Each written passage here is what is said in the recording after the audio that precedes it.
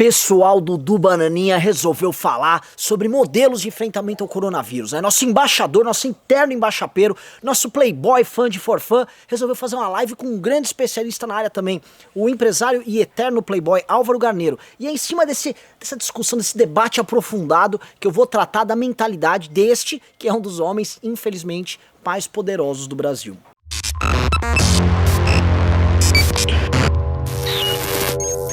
Sem mais delongas, amigões, vamos ver aqui o nosso gênio. O gênio vai falar, tá? Dudu Bananinha vai falar qual o modelo que ele acha mais adequado para enfrentar o coronga. Vamos assistir? Os infectologistas, eles falam, a pandemia só vai passar depois que 60% a 70% das pessoas estiverem infectadas. Então, meus caros, dos 200 milhões de brasileiros, 140 milhões vão pegar o Covid. Desses 140 milhões, é melhor que os jovens peguem primeiro, que tem um sistema imunológico maior, né, mais em dia. Então tem que soltar os jovens na rua para voltar a trabalhar, seguros mais idosos. Porque o jeito que a gente está fazendo, de maneira geral no Brasil, a gente está segurando todo mundo. E todo mundo já está desesperado. Então depois vai todo mundo para a rua ao mesmo tempo. Caralho, que grande estrategista. Dudu Bananinha mostrou o seguinte, olha, eu sei o caminho, tá? De acordo com o consenso dos médicos, se você infectar 60%, 70% das pessoas, você resolve a questão da pandemia. Logo, ele tem ideia brilhante, solta os jovens que não morrem, né? Eles se infectam, a economia anda e tá tudo resolvido, né? Eu sempre falo, antes de entrar aqui no detalhe, e a gente vai colocar aqui nos nossos comentários, os artigos que estão demonstrando que, obviamente, que o nosso argumento tá certo e que o argumento do Eduardo Bolsonaro é bosta, tá? Mas antes de ir nessa parte, eu quero começar o seguinte, né? Ele vai tacando números e tirando números ali da cabeça dele, e eu gosto muito que o cara que tá conversando com ele, o Álvaro Garneiro, ele fica olhando com uma cara assim, nossa, tô ouvindo, né? Dá uma olhada na cara dele. Tem que soltar os jovens na rua para voltar a trabalhar. Né? Eduardo, assim, o que me irrita nessa história é um cara realmente finge que é deputado federal, que é o caso do Eduardo. Ele finge que é deputado, na verdade ele é um influencer, surfista tal, que vive grudado no pai. O outro também, o Álvaro Garneiro, na verdade ele é filho do Mário Garneiro, ele é o empresário, pai da família dele, entendeu? Ele é o cara que toca a vida dele. O Álvaro Garneiro é um playboy, sempre foi um playboy. Cara que curte a noite e tal, saiu com mulheres muito bonitas, muito legal, muito bacana. Na prática, o Dudu é tão deputado, é tão político, quanto o Álvaro Garneiro é um sucesso de empresário. São dois fingidores ali falando de coisas que não entendem. Nada de errado. Há liberdade justamente pra isso. Mas vocês estão falando besteira agora, tá? E besteira que fazem gente morrer. Eu vou começar aqui a desmontar essa besteira. A tese do Bolsonaro é o seguinte, olha, você precisa basicamente imunizar 60% a 70% das pessoas, tem que pegar o corona, e como são seus mais jovens, solta os mais jovens logo. Primeira coisa, tá? Nada garante que mais jovens não vão infectar-se em massa e vários deles terão que ir ser hospitalizados e vão lotar as UTIs e o sistema vai colapsar. Na verdade, se você aglomera e põe um monte de jovem solto, vai ter um monte de jovem doente e eles, pelo número de gente não tendo isolamento, eles vão parar em UTI, sim. Vai dar colapso no sistema? Sim, do mesmo jeito. Mas isso não leva em consideração, e aí este é outro problema muito grave, tá? A ideia de que o Brasil não é os Estados Unidos, o Brasil não é a Suécia, em um aspecto. Nós temos um déficit habitacional gigantesco, especialmente das famílias mais pobres.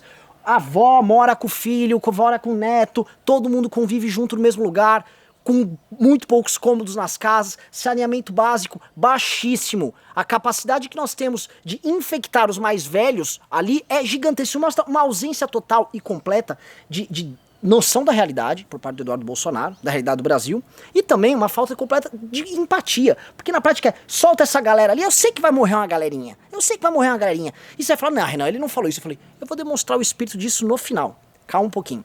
Agora vamos aos números, né? Vamos lá, pessoal, um estudo feito pelo CDC, Center for Disease... Eu não decoro. Disease Control and Prevention. Disease Control and Prevention. Vamos aos números, pessoal. Um estudo feito pelo CDC, Center for Disease Control and Prevention, ele demonstra primeiro que não existe esse número de 60% a 70%. Para você resolver a questão da pandemia, estão falando de imunização de pelo menos 85% da população. Ou seja, um número bem mais alto. Tá? Então se a gente fala, segue a tese do Eduardo Bolsonaro, vamos soltar a galera e fala em soltar os 85%, tá? A gente vai estar falando um número alto, de mais de 100 milhões de pessoas, na verdade bem mais do que os 140 milhões de pessoas que o Eduardo tá falando, isso vai lá pra casa de 170 e tantos, tá? E aí, onde chegamos? Se a nossa taxa de mortalidade é 7 a 8%, porque essas pessoas não vão começar a morar em hotéis, você não vai conseguir pegar idosos, pessoas com problemas respiratórios, imunodepressivas, você vai pegar e essas pessoas vão contaminar as outras, entendeu? Esse já é o problema. Com 7 a 8% de mortalidade no Brasil, estamos falando, aqui eu considerando 7,5, estamos falando de pelo menos 13 milhões e 300 mil mortes, número aproximado,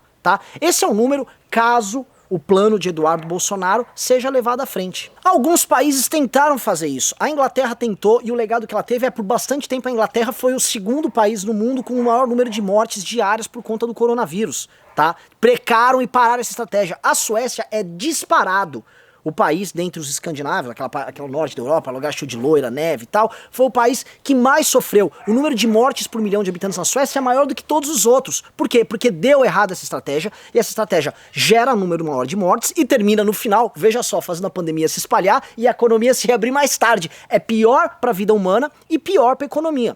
O Eduardo Bolsonaro, se ele lesse o básico, assim, existe o Ministério da Saúde, e ele, por ser filho do presidente, viver grudado no presidente, teria todas as condições de ir pegar os dados que o próprio Ministério da Saúde trabalhou para poder montar uma política de enfrentamento, que é o que o Mandetta fez e o que o Taik tentou manter. Mas ele se nega a isso. Ele quer ir no campo da propaganda, ele quer ver, sei lá, o que o Alan dos Santos tem a dizer sobre isso, o que o professor Olavo de Carvalho tem a fazer, e não o que a porra da ciência tem a dizer sobre o caso. E fica ali, na boa, bostejando números e falando coisas incompreensíveis e mentirosas, trazendo soluções fáceis, muito fáceis para problemas complexos. Porque veja só, você acha que o Eduardo Bolsonaro é um gênio? Você acha que nenhum outro país no mundo, nenhuma outra grande república não pensou, ora, o caminho é esse, eu vou soltar os jovens e seguro os velhos, eu dou cloroquina que é o remédio. Você acha que ninguém não passou isso? Tudo falou, eu vou quebrar, vou deixar minha economia em frangalhos, vou ter um problema de desemprego, mas não, só o Brasil teve essa ideia. Só o Eduardo, só o Jair Bolsonaro, o cara que fala de cloroquina e tubaína, só esse cara foi esperto. Então, pelo amor de Deus, gente, essa perspectiva de política, essa perspectiva de ciência desses caras já deu, já encheu o saco. Agora vamos pro parte final, tá? Pra vocês entenderem, assim, o grande final, o creme de la creme, né? Da ideia de humanidade dos Bolsonaro e do quanto esses caras estão preocupados com você, meu irmão. Presta atenção. As pessoas serão contaminadas, algumas delas morrerão, isso vai acontecer, é lamentável. Queríamos que não morresse nenhuma, né? Talvez as minhas avós, as duas são vivas, graças a Deus, mas já tem uma idade avançada, mais de 80 anos uma, e a outra 93, 94. Pode ser que pegue e venha a falecer, mas o que a gente pode fazer? O que a gente pode fazer? Fazer quarentena! Eu não quero que minha avó morra. Se você tá cagando pra tua, meu irmão, o problema é seu, você é um doente, tá? Só que um cara que coloca a ideia da morte das próprias avós nesse lance, tipo, se morrer, morreu, o que eu vou fazer, né? O que eu vou fazer? Fazer nada, né, meu irmão? Porque vocês não têm empatia nenhuma, tá? Vocês estão pouco se lixando pra vida dos brasileiros. Isso é demonstrado na forma como vocês pouco se lixam pra vida, inclusive, dos teus parentes. Meu irmão, o Brasil não é feito de avós de Eduardo Bolsonaro, tá? Minhas avós têm que ficar vivas, a avós de todo mundo que tem que assistir tem que ser preservada e viva. Não é porque é velho que tem que morrer, porque no fundo, a ideia que vocês expressam é um profundo dissabor pela ideia do outro. Vocês não gostam do outro, vocês não gostam de gente. E essa é uma realidade. Vocês querem que a galera se foda, todo mundo vá trabalhar pra não dar problema no PIB e o do Bolsonaro e o Jair Bolsonaro poder chegar na eleição de 22 e falar, PIB cresceu. É isso que vocês querem, caralho. Vocês são psicopatas pelo poder, vocês são iguais ao Lula. Quando você fala isso, o que eu vou fazer? O que eu vou fazer? Lute até o fim pela vida. Será um conservador? Será um pró-vida? Lute pela vida até o fim, caralho.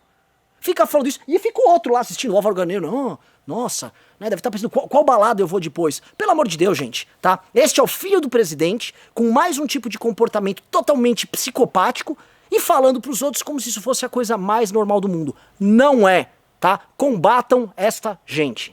Inscreva-se no nosso canal, youtube.com/mblivre. Precisamos da sua ajuda. Acesse mbl.org.br/contribua.